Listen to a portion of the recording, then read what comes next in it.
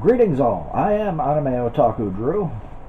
Now, before I get into the subject of this video, I wanted to mention one thing I forgot to include in my channel update video. I did mention the contest I'm planning to hold to design logos for my different channels, but I wanted to clarify that will just be for logos, not full opening sequences. So, design a cool logo, maybe even a channel banner, but not an animated intro sequence that I would use on videos. You see, I don't plan to have a regular intro sequence. Instead, I want all of you to introduce me. Just record a short video, 60 seconds at the absolute most. Introduce Anime Otaku Drew, Meitante Otaku Drew, or Kage Tanuki, and have fun with it. Introduce yourself, plug your own channel, put in links to your Twitch, your Patreon, or other websites on the screen, and I will put a link on the video for it as well. Whatever you like. I do just have a few rules that I ask you to keep in mind as you make your intros for me. First and foremost, absolutely no hate speech. I do not believe in that shit. I do not support that shit, and I will not share that shit on my channel. So, nothing racist, nothing sexist, or in any way meant to degrade, insult, or otherwise speak against any group of people. That includes, but is not limited to, statements about race, gender, sexuality, politics, religion, nationality, or anything else that could be considered a classification of people. Don't do it. If you want to talk about that shit, that's on you, but don't send it to me. I don't want to see it, and it definitely won't end up on my channel. Second, do not include any links that lead to any inappropriate material. If what you're linking to can't be shown on YouTube, then I'm not gonna put up an intro video that includes that link. Now, I might make some exceptions for art, like if maybe you want to put a link for your own DeviantArt page or something like that. If you have art that features nudes, that's an art form. That's different. Just nothing too extreme or explicit. If you've got any doubts, ask me first. Third and finally, make sure you're actually introducing one of my channels, one of my videos at the end of it. I mean, yeah, the whole point of this is to let you promote yourselves, which right now might seem pointless with, what do I have, 15 subscribers, something like that. So that might seem pointless right now, when I'm so small, but this is something I'm going to keep doing in perpetuity as long as I put videos on YouTube. So,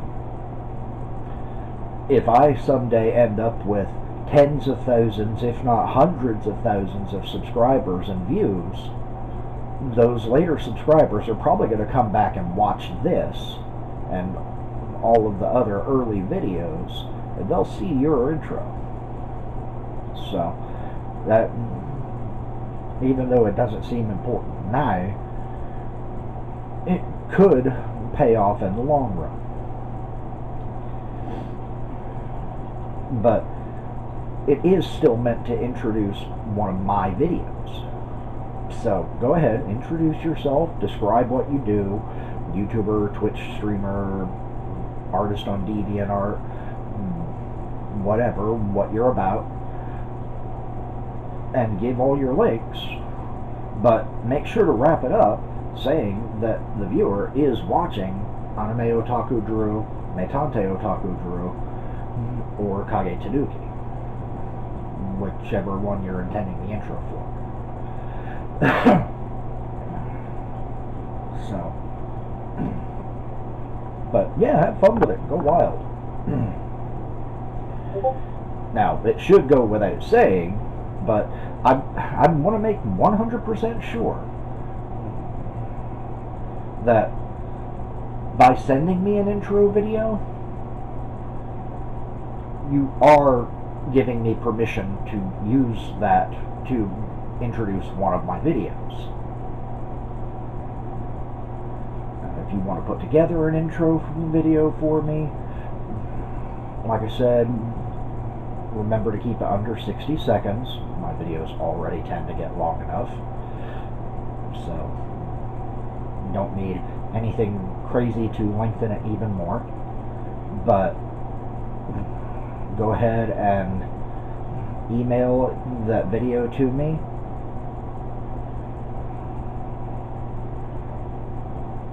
at animeotakudrew@gmail.com, just like with my fursuit orders. So if you want to send me a video intro, then send it to animeotakudrew@gmail.com. If you want to ask me for a quote or hit me up for a fursuit commission or other costume, then also send that to animeotakudrew@gmail.com. With that said, I want to thank you all for the awesome intros I'm sure you're going to send, and I really look forward to seeing them and using them on the channel. Now, let's move on to the topic of this video. As many of you surely know, I am a very passionate fan of Star Wars. I have been there opening day for all but one of the films thus far. And my love of the franchise has actually done a lot to shape who I am. I am such a huge fan of the series that I will eagerly watch, read, or otherwise consume anything and everything of Star Wars that I can get my hands on. I'm definitely loving The Bad Batch, and have a couple videos about that that'll follow after this. I am eagerly looking forward to Visions, the Book of Boba Fett, Ahsoka, the next season of The Mandalorian,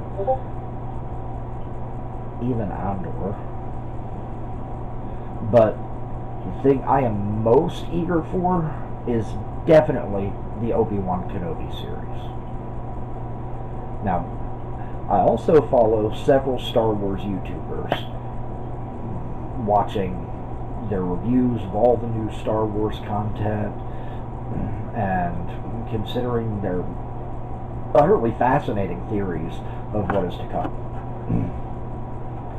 My favorite Star Wars YouTuber is Star Wars Meg, and a while back she posted an amazing video about how we're likely to see Maul return in the forthcoming Obi-Wan Kenobi series, and that the rematch of the century, to which Kathleen Kennedy referred back during the Investor Day presentation and in the later part of last year, was actually going to be an epic battle between Darth Vader and Maul.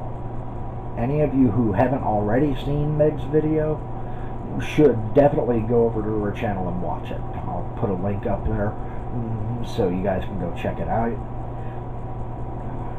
I'm not going to reiterate all of her ideas here, as I'm going to instead offer a counter theory of my own, two counter theories actually, that I want to focus on.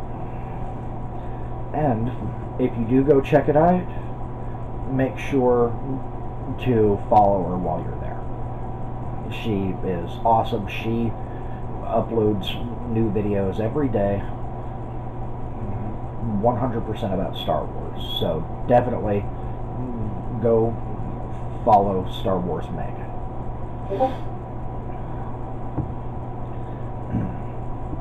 Now, I do agree with Meg that it's likely we will see more. And it's even possible it could be in something similar to the circumstances which Meg described. However, since we have never seen Anakin or Vader cross sabers with Maul in canon, I have a lot of difficulty accepting Vader versus Maul as the rematch of the century. I mean, you look back at the Phantom Menace. Qui-Gon, sir, wait, I'm tired! Anakin, drop!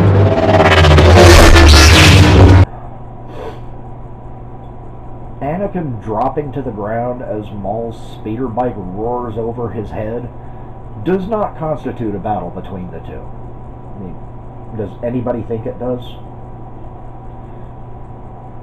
And by definition, in order for two combatants to have a rematch, they must have had a match before.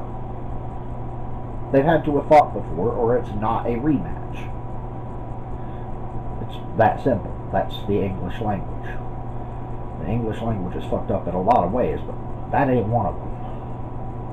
It says exactly what it means. Now, I only see two possibilities for who the combatants are for this rematch of the century.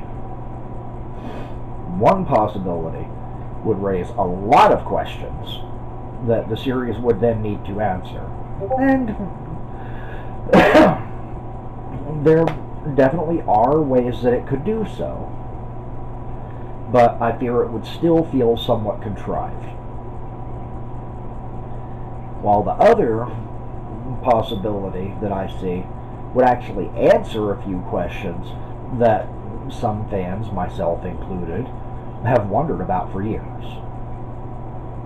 Now, I'll start by covering what I consider the least likely of the two possibilities first. Possibility number one. The rematch of the century is Maul versus Qui-Gon Jinn. Now. Calm down. Hear me out. I hear y'all shouting, but Drew, Qui-Gon is dead. Hear me out. With both The Last Jedi and The Rise of Skywalker, we have seen Force spirits interact with the physical universe like never before. I mean, even in Empire and Return of the Jedi, we see Force spirits interacting with the physical universe. I mean, in Jedi, Obi-Wan sits on a log. So clearly he's interacting with the log. But we see Yoda conjure lightning to set that old tree Jedi temple thing ablaze. We saw Luke actually catch the lightsaber that Rey tried to just yeet into the flames. If Luke was able to physically interact with a lightsaber as a Force spirit, then there is no reason that Qui-Gon Jinn could not do the same. Now, I know you're still going. I can absolutely hear you guys as you grab your pitchforks and torches, shouting about Qui-Gon's training was incomplete, so he can't properly manifest as a Force spirit, just as a voice. And clearly a voice can't pick up a lightsaber. Well, you see, that's what I mean about it raising questions that they would then have to explain. The thing is, I believe there can be an explanation, and that we may actually have already had that explanation revealed to us on the sly in canon. You see, in the Clone Wars series, we actually did see a Force spirit of Qui-Gon. Actually see him. Now, it's unclear whether it was a true Force spirit or whether it was a manifestation conjured by someone else on Mortis.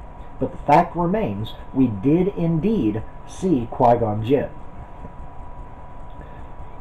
I propose that it was indeed, at least in part, actually him. And that even with his training incomplete, Mortis has such a powerful connection to the Force that he was still able to manifest there. And I believe there could be other worlds that have a strong enough connection to the Force that he could do the same. Possibly Tython, or Octu, maybe even Mustafar. I mean, we know from the comics that Mustafar is very strongly linked to the Force, and it actually has a nexus of dark side energy. But Qui-Gon has been established not necessarily to separate light and dark, but to see the Force as one thing. And if he's right, then perhaps we could see him using that Force nexus on Mustafar in order to manifest as a Force spirit.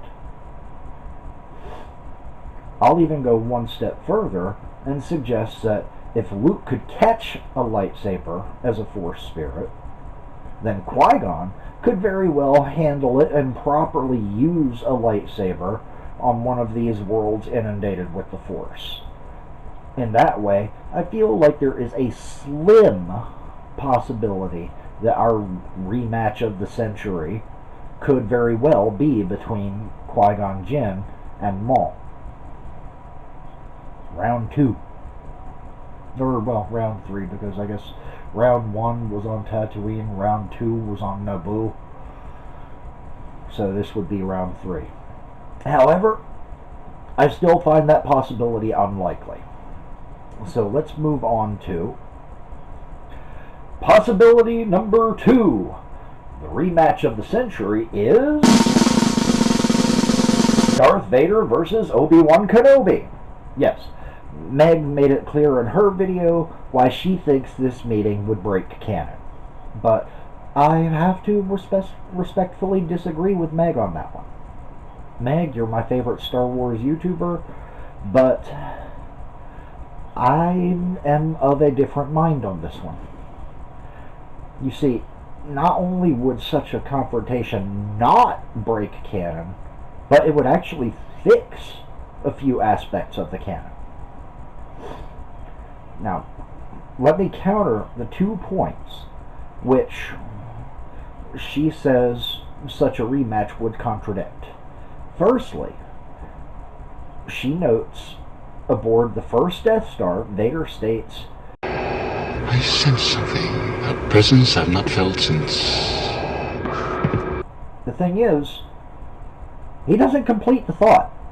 He just kind of trails off. The rest of the sentence might have been Mustafar or Obi-Wan left me to burn. But for all we know, he could just as easily have meant since insert world here, or even since last Tuesday when I had that shape-shifting prostitute turn into my old master. Since Vader's statement trailed off unfinished, it doesn't really tell us anything, and definitely it doesn't contradict anything. Therefore, it does not eliminate the possibility that Vader and Obi-Wan have met since Mustafar. And no, I don't really think it was a shape-shifting prostitute that Vader hired last Tuesday. No. So, yeah. Secondly, and seemingly somewhat more problematic for an additional Vader-Kenobi fight is Meg's other point.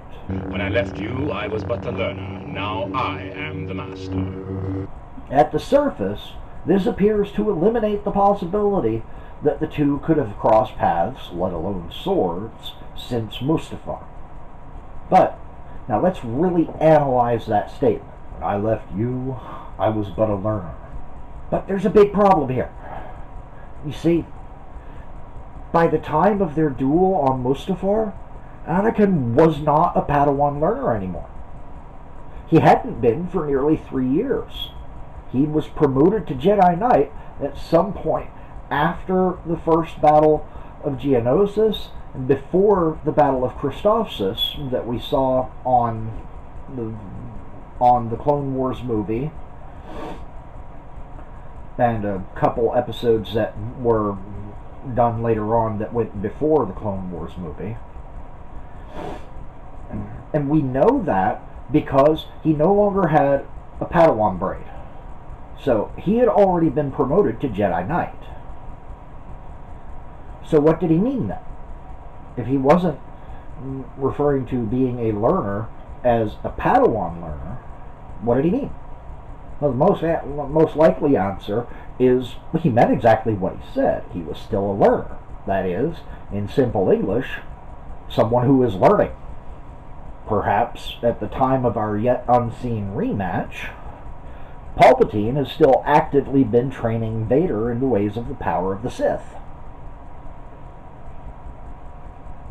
Ergo, he is still a learner. He is still learning.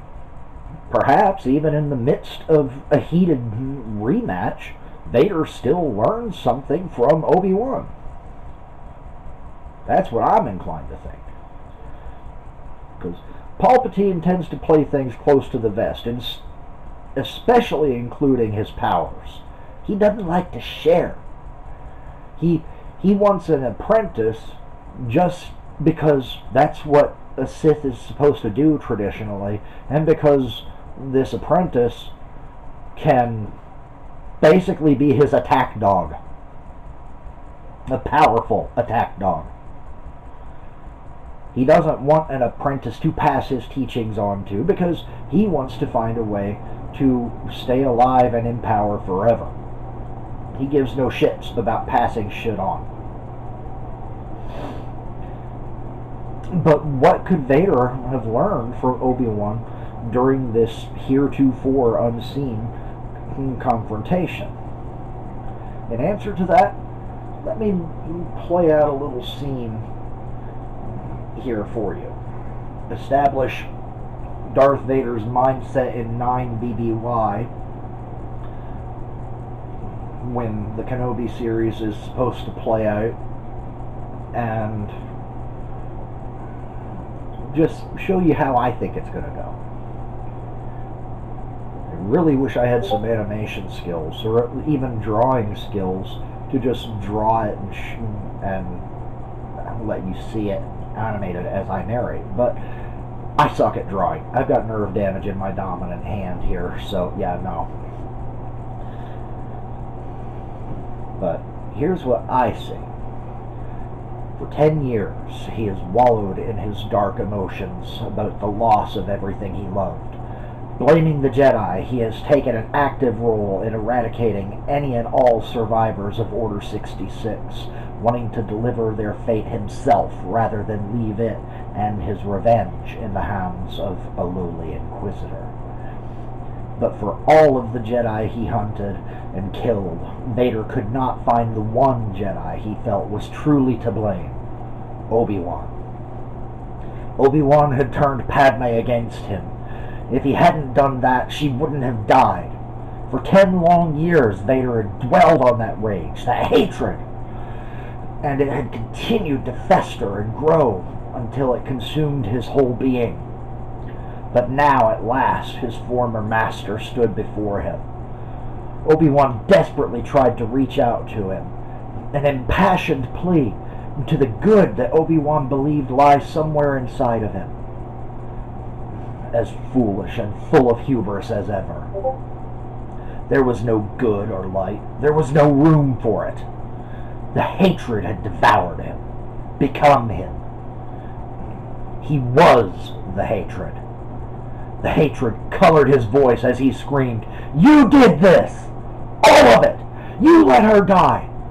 You turned me into this!" Vader reached up to his helmet and opened the release before jerking it from his head after the respirator shoved one last gulp of air down his throat, exposing his pale flesh, all hair long since burned away, knots and ropes of burn scars creating an irregular labyrinth on his skin. "Look at what you've done to me!" He screamed as loudly as he could, clearly straining himself.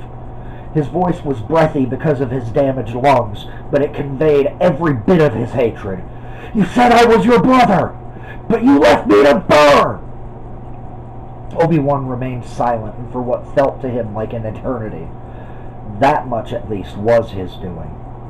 He could indeed have pulled Anakin away from the lava pit's edge to a safe distance, or at least ended his suffering before fleeing the arriving Sidious. But Obi-Wan remembered that as he stood there watching Anakin burst into flames, he had felt no charity, no pity, and no mercy. "Anakin," he was able to gasp. Vader locked eyes with his former master for several moments, his animosity burning hotter than the fires of Mustafar, until he was finally forced to acquiesce to the demands of his body and returned helmet to head. After a moment, Kenobi renewed his pleas for Anakin to return, to go with him. But then one phrase from the Jedi cut through the red fog. "Let go of your hatred, Anakin. It does not serve you. It has made you its slave more than any Tatooine junk dealer ever could. I know there is still good in you. Let go of the hatred and come with me." A slave? Never. He would never be a slave to anyone or anything again. But was his hatred truly controlling him? He took a step back, both mentally and physically, and looked hard at himself. His master, his true master, Sidious, had always told him to embrace his anger and let it give him strength. But the rage and the hatred were two separate things. Obi-Wan was right. While Vader may be able to draw strength from his anger, his hatred blinded and weakened him so severely that it negated the strength of his rage, if not even more. As much as he was loath to listen to the Jedi, Vader knew he must let go of his hatred. Only after doing so would he be free. Free to take back the power of the dark side and his own rage. He focused himself and carefully, almost timidly, released the hatred. "I guess you still had one last lesson left for me after all," Vader said at last. "But you are wrong about one thing, Kenobi. Releasing my hatred has indeed empowered me, but the power returning is the dark side." Without waiting for any response, Vader leapt forward with a new strength and vigor. Kenobi was keeping up with the insane pace of his strikes to defend, but there was no time for offensive maneuvers.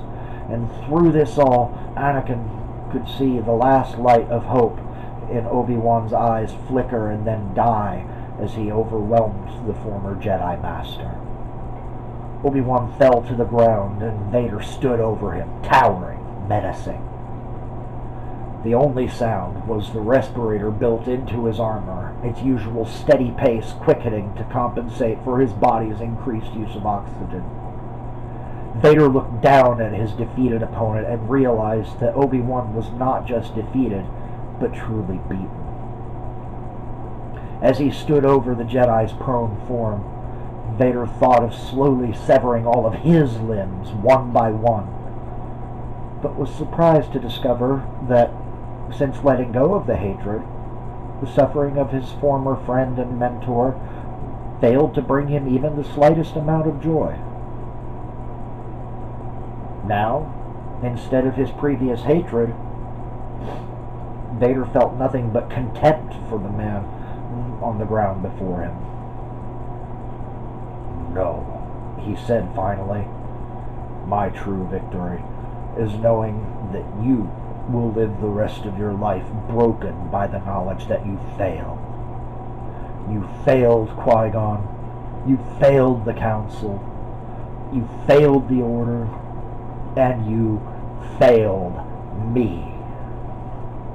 Not waiting for a response, Darth Vader turned and walked away from Obi-Wan Kenobi. Without turning back, he added as he walked, "You have taught me your final lesson."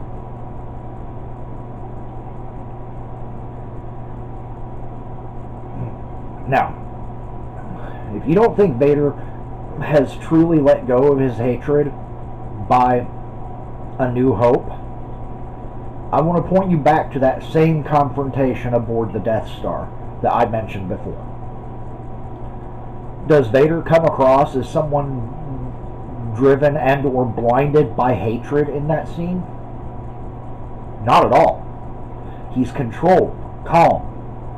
He is showing Obi-Wan and the audience that he is indeed the one in command now, not his emotions.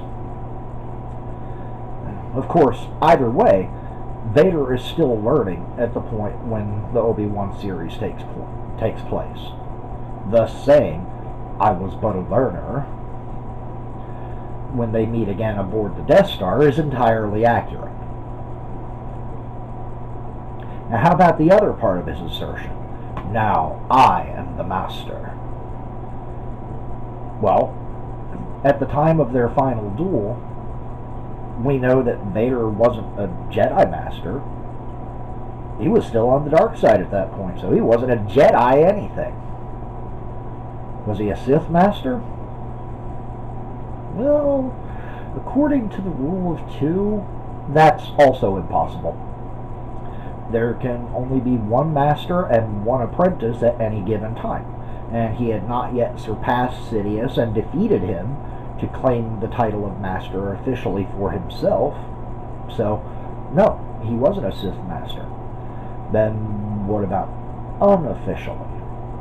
Perhaps Vader had taken on a secret apprentice, kind of like how he had with Starkiller in the old canon? Maybe this secret status as master to his own secret apprentice is what he was alluding to here? I mean, I guess it's possible. I may someday even do a video of who I think could be that secret apprentice, but I don't know. I had a solid idea on it, but I don't really remember anymore. It's been so long since I've been thinking about this video that I've forgotten all that. So, apologies. The only other way he could mean that is just as the exact opposite of what he meant in the first half of the statement. In the first half of the statement, he said that the last time they faced off, he was still learning. Now, he's saying that he is not learning anymore and has enough confidence in the skill level he has attained to proclaim that he has mastered his skills. Of course, if we really look at Vader's words during that exchange on the Death Star, all the evidence we need to show that there had to be another encounter at some point is right there in the first four words of that line. "When I left you." Now, anybody who has watched Revenge of the Sith knows Anakin or Vader did not leave Obi-Wan in the encounter on Mustafar. It was Obi-Wan who walked away. Even in Vader's twisted mind, this is one fact that would absolutely stay clear, no matter how many years it's been. 19 years later, that's still going to be crystal clear in his mind. Obi-Wan just walking away rather than saving him from the lava or killing him as a mercy just leaving him there to burn. Yeah, that no matter how delusional Vader is about other shit, that is one delusion he is never going to have. So, the very points that Meg indicates as proof that another confrontation between the two would break canon are actually evidence that there must be another confrontation for the canon to make sense. And beyond that, there is at least one other point in the original trilogy which demonstrates that Obi-Wan and Vader had to have faced each other at some point between Mustafar and the Death Star. This evidence comes in the form of a line Vader said to Luke after Luke had surrendered himself on the forest moon of Endor. Obi-Wan once thought as you do. Now, correct me if I'm wrong, but I do not remember any point during the confrontation on Mustafar when Obi-Wan did or said anything about still sensing the light side within Anakin, or believing there was still good in him, or taking any action of compassion or serious efforts to bring him back to the light. He was all about stopping Anakin. He was all about stopping the dark side, not about bringing back his Padawan, his former Padawan. In fact, I actually think that this very thought is what will be the impetus that brings Obi-Wan temporarily out of his self-imposed exile on Tatooine. Think about it. For 10 years, his failure with Anakin has been eating at him, compounded by the fact that when they last met, Obi-Wan didn't try to help him, but instead only tried to defeat him and tear him down. It was an attack on Anakin, an attack on Palpatine, who Anakin had come to care about and trust, and had devoted himself to. It was an attack, not a rescue. In those 10 years of dwelling on that, which is going to leave Obi-Wan believing that he could reach Anakin and bring him back to the light side if he actually tries.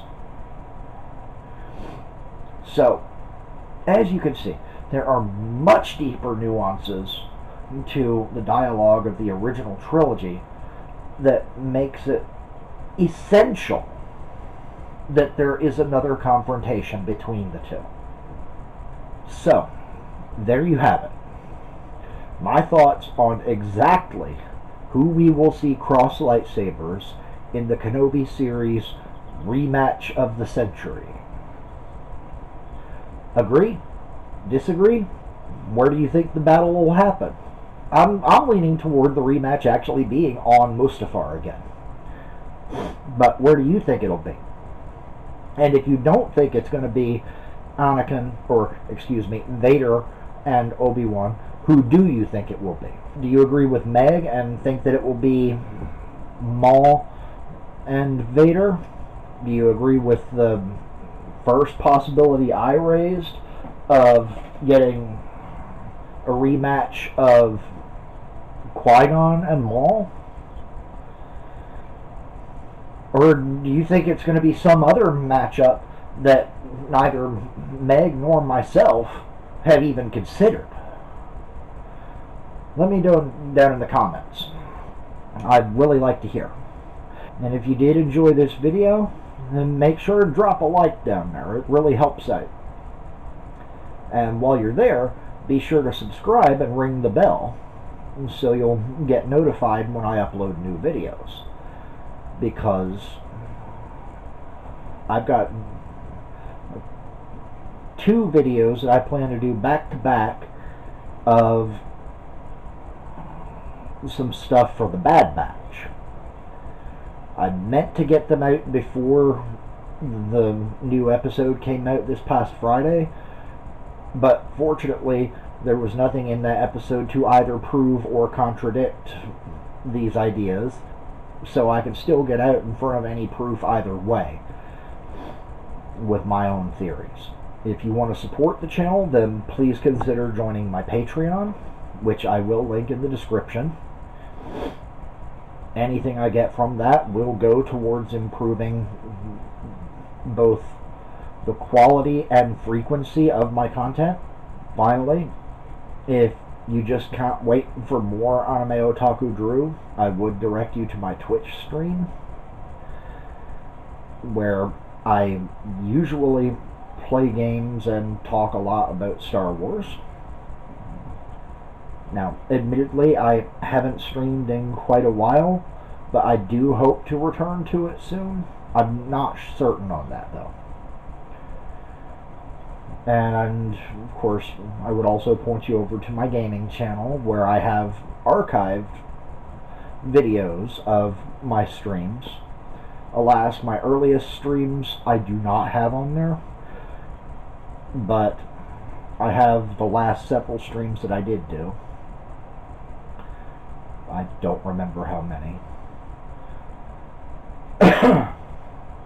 And of course, there's the new channels that I spoke about in my update video. Meitante Otaku Drew and Kage Tanuki, which at this point I still don't have videos on either of those, but you absolutely should follow if you're interested in those things,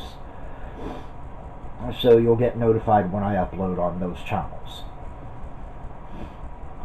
I will put links for all of those down in the description as well. Aside from that, I just want to thank you all for watching, and I hope you'll be back for the next video. Y'all take it easy.